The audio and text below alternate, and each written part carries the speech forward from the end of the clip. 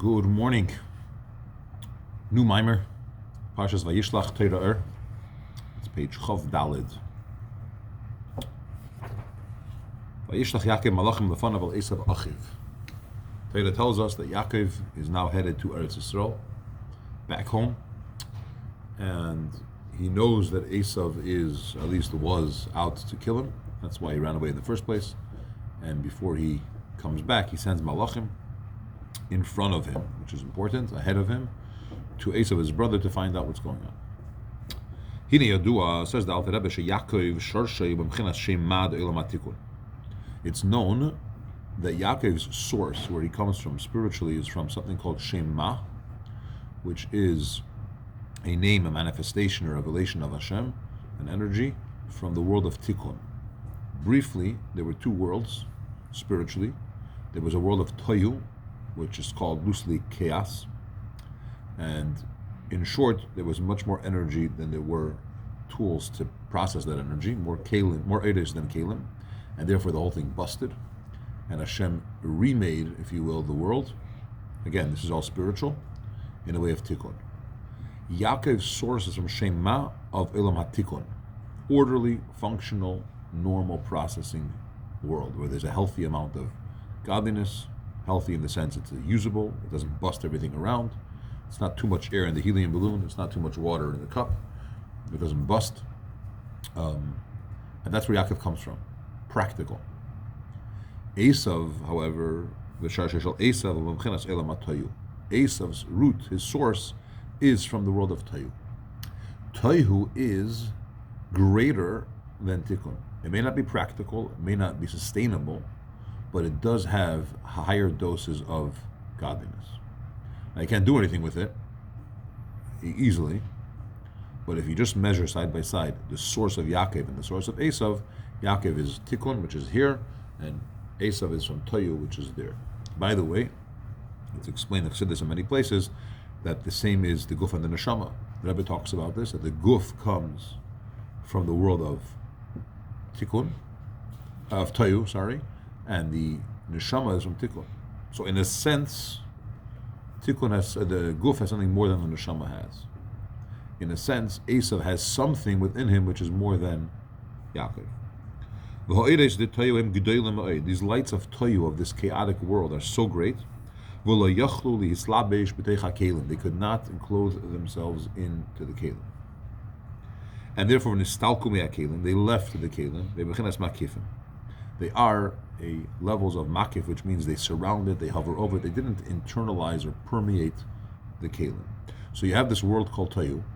There's a lot of eidos. It's a very intense, high energy, let's call it big flow, big pressure. Imagine putting a cup of water next to a fire hydrant. It's going to bust the cup or flow or knock away the cup and so on. These kalim, these eidos were so intense that they left the kalim, and they remain, they're still around, but they're not internalized. They're what's called makif. And the kalim broke, they shattered, and they fell down. Therefore, Eisav down here was a rasha, because let's just imagine how this thing works. You have a world, which is comprised, every world is comprised of light, energy, and kalim. The energy is the fuel, usually referred to as light, and the kalim is what processes it.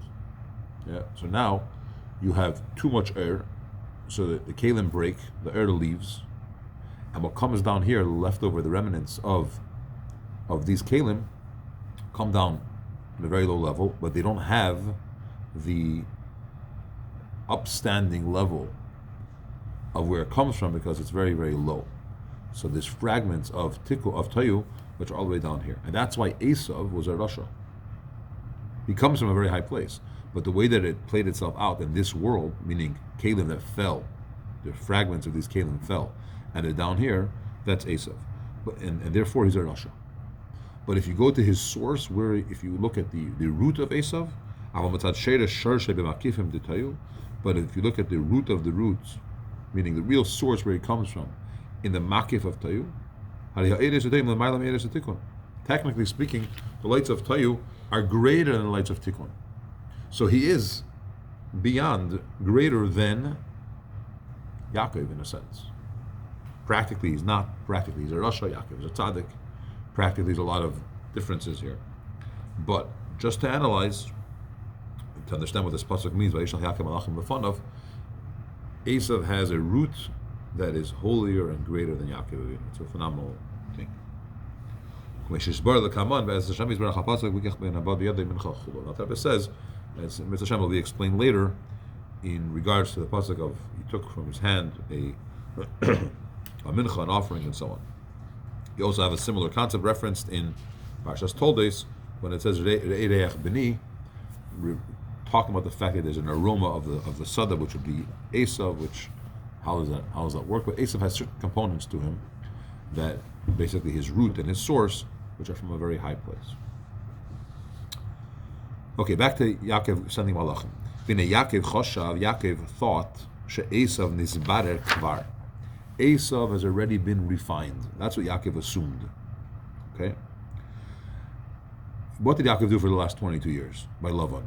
He was elevating the world.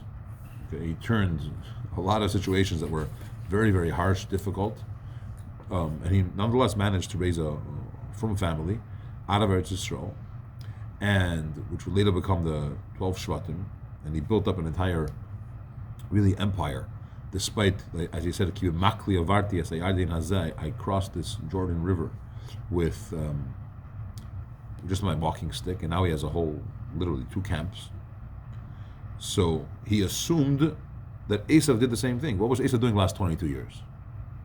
Being that he down here is in a bad place because he's Eisav of Russia, but his source is very high. If he could refine himself, elevate himself, tap into his essence, then he'll be great. So Yaakov thought that Eisav Nishbarer Kvar, he already refined himself. And he came back to his source. Hanaila, which is very lofty, as we said. Yaakov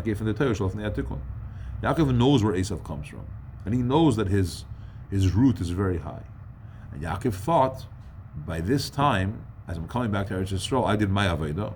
I'm sure that Eisav did his. And not only is he not Eisav Rasha anymore, but he actually reconnected with his source, which is greater than my source. I'm just from Tikkun. He's from Tayu. Lachin shalach Yaakov malachim lefanav mamish. That's why Yaakov sent malachim in front of him, literally. What does in front of him mean? In front of him means a level which is greater than me, ahead of him. So he's sending malachim to a level which is higher than himself, because again he's tikkun, and he's sending him to Tayu. To a level which is higher than him. Lefanav, in front of him, means higher than him. Al Eisav achiv seira, to Eisav, his brother, to Seir. Turns out he was already on his way, but he's sending malachim ahead of him because I know that where I'm sending them to is greater than me. As long as he actually tapped into it, it could be greater than him, and it's not tapped in, right? It could be that just like he was when Yaakov left. Eisav was out to kill him. He's obviously a Rasha, but his source was very high. Now, if you refine it and you get to your source, this makes sense in a way. Yeah. Another pshat of sending to his brothers to Seir is Shu B'chinas Malkin Kadma'in de Tayu. Seira refers to the original kings of Tayu. In Kabbalah, you have this concept that in the world of Tayu there were kings, in the sense, let's call it like ministers that are overseeing the flow of energy. What was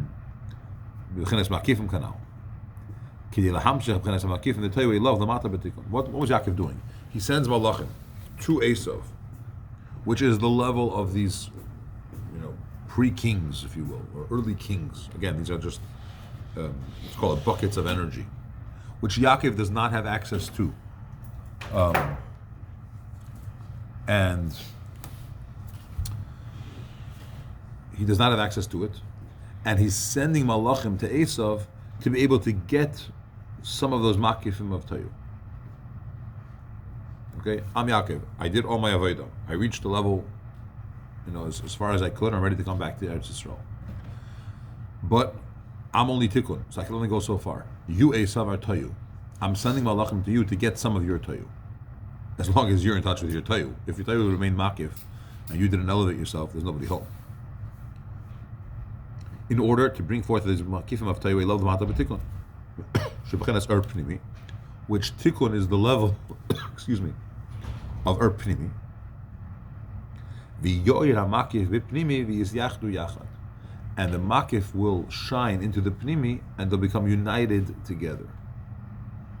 Okay, so in addition to the fact that tayu is greater than tikun, tayu is very, let's call it external. It doesn't permeate and get internalized. It's like inspiration. It's great, it's beautiful. But practically speaking, to come inside in a day-to-day action, it doesn't happen, okay, in that state.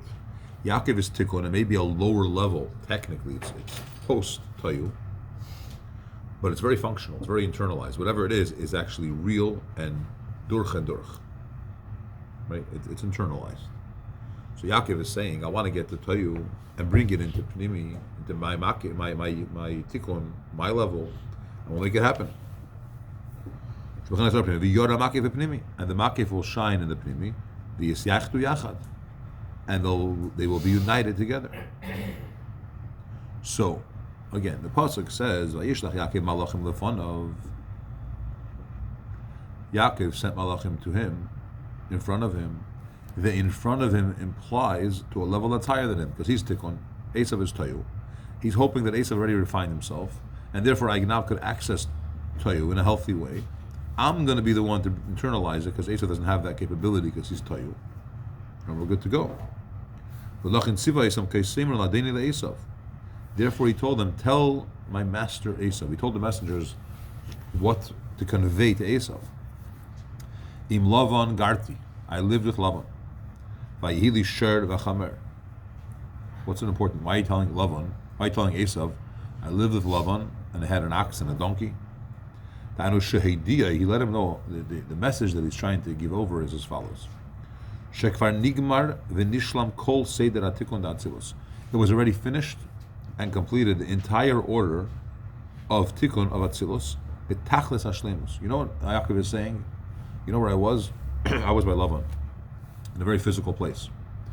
And in a tikkun way, I worked. And all of these things, I come from Atzilus, Yaakov says. I elevated all of these things, which means the tikkun of Atzilus has been completed. All of the levels that are in the world of Atzilus, all the things that the pasuk talks about, had an ox, and a donkey, and a sheep, and a servant, and a maid, which means plural. All of these things, we started off and we said that Yaakov comes from Shema, of Tikkun.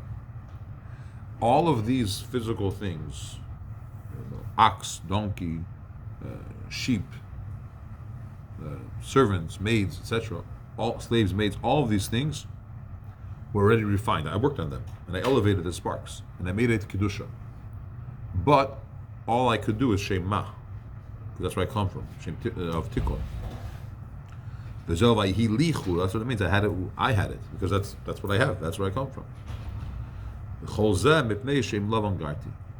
Why was I able to do all this? Because, and here's a powerful shot in what it means, Lavan. Lavan is a scoundrel, okay? He's a sly person. He lies, cheats, and fools Yaakov multiple times. Many times. But Lavan means white. And Beruchnius, there's this level called Leven Ha'elyon. So Yaakov is telling Eisav, I lived with Lavan, which means I accessed this level of Leven Ha'elyon. Pirush, Bechinas Leven Ha'elyon, Shemisham Haya Iker Keach HaShefel Yaakov Bal Elam Atzilus, that from that level of Elam Ha'elyon, Leven Ha'elyon, which again is Lavan's source. Lavan was not a good person, but his source is Leven Ha'elyon, the supernal whiteness, we'll call it. From there was the main Keach HaShefel Yaakov, who's the Baal Elam Atzilus. He's the master of Elam Atzilus. Levader ulesakein hakol, to refine and to fix everything. Kivan shekein, and because this is the case, shenigmar v'nishlam melachas atikun b'shlemos, that we completed and finished the role of tikkun b'shlemos. Me'ata ro'u v'yuchalias rashachas makifim the tayu. Now Yaakov is saying, look, tayu and tikkun don't mesh. doesn't work. They're very different channels. However, because I finished the whole Aveda completely, now, and how did I do that? Because I was with Lavan, who represents Lavan Ha'olyain. Now we could have the dwelling and the resting of the Makif of Tayu down here. Because if he would not finish the Tikkun completely, you would not be able to have the Amshach of Makif in Tikkun. There's a very interesting Zayar which says, a bracha does not dwell in an empty place. That's just the way it works in Kedusha.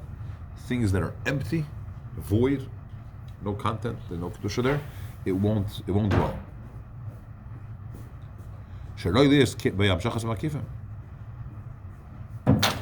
Now, but now that the Tikkun was finished, the Tachlis completely, and it's now a complete place. You could have over there the Amshacha of the supernal Makifim. Therefore, I came to tell my master to find favor in your eyes. What am I asking for? It's a very important message. He's telling Eisav, look, I did everything I could do. Number one, I hope you did. Number two, I could take your tayu now and use it because I'm tikkun. So it could be done. It could be internalized in a way, in a primistic way, not just makif. And bichlal, it will never dwell in an empty place. But now it's not empty because I had to live in Alien by Lavan, and I was mevader all these physical things, slaves and maids and animals and so on and so forth. And now I'm sending and saying, let's get the makif. You have makif, let me get some of that. Therefore I sent these messengers to tell my master to find favor in your eyes. I'm asking you, Eisav, Yakov says, that you should give over and illuminate your makif to me in the world of tikkun. I'm asking for a favor, meaning I want to get something which I don't have from you.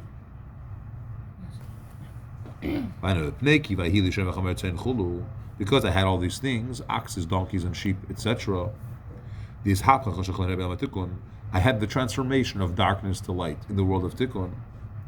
In other words, I did my max. I finished. But therefore, this is a complete place, literally.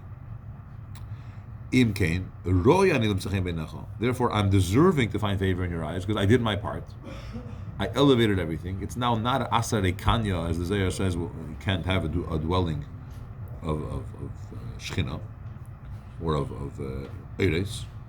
Now I got the dwelling of Makif here because I did it. So Yakov is coming and saying, I did my avodah. I went into a world, a crazy world, but I elevated it. I refined it. I'm tikkun. I internalized it, and I did everything I could, but only of Shema. I can't go for that. I don't have access to that. You, Eisav, have a different sheiresh. You're the sheiresh of Ban, of Elam Toyu, and therefore, I want to get some of that. Probably you refine yourself also, and you could do it. I know you have a problem, Eisav, that you can't internalize things because it's only makif now. The kelim broke, but I have the kelim. I'm tikkun. So I'm finding favor in your eyes because I set the stage. I prepared everything, and now it's not an empty zone; it's a complete zone. Let's bring it. Unfortunately, he finds out that Eisav didn't refine anything, and he's not ready, and he doesn't want to, and it's not time. All those types of things. But you see that the sending malachim in front of him means he sent malachim to a level higher than him, and he said, "I would like to have Hamshach of Makif." The next mimer is, or part of the mimer is, the response of the malachim. Maybe on Shabbat, tomorrow, we could do it. Thanks for joining us again tomorrow. Have a wonderful day. Like, share, subscribe.